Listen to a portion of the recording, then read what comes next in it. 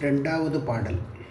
மார்கழி மாதம் 2ஆம் நாள் 2வது பாடல். வையத்து வாழ்வீர்கள்,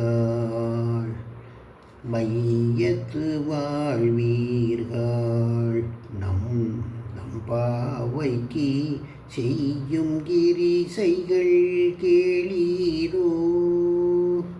பார்க்கடலுள்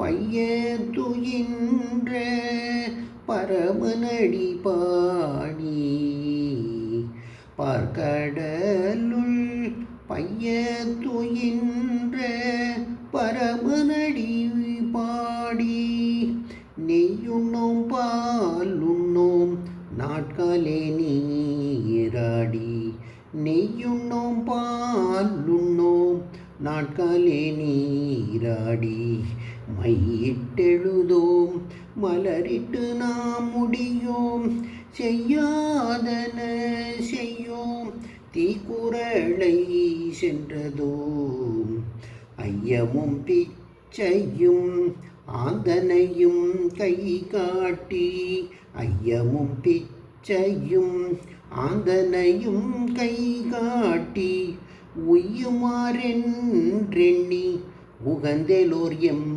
பாவாய், உய்யுமாறென்றெண்ணி உகந்தேலோர் என் பாவாய். இந்த பாடலினுடைய பொருள் என்னவென்றால், திருமால் கண்ணனாக அவதரித்த ஆயர்பாடியில் வாழும் சிறுமியர்களே, நாம் இவ்வுலகில் விடுபட்டு அந்த பரந்தாமனின் திருவடிகளை அடைவதற்காக நாம் செய்த பாவையை வணங்கி விரதமிருக்கும் வழிமுறைகளை கேளுங்கள்.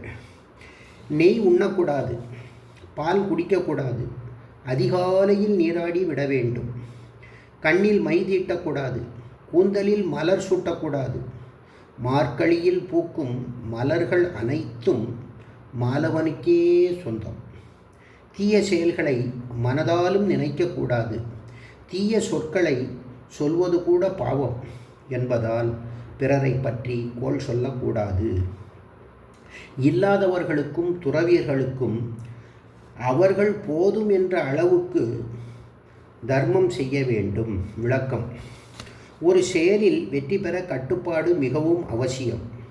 வாயை கட்டி போட்டால் மனம் கட்டுப்படும், மனம் கட்டுப்பட்டால் கடவுள் கண்ணுக்கு தெரிவார்.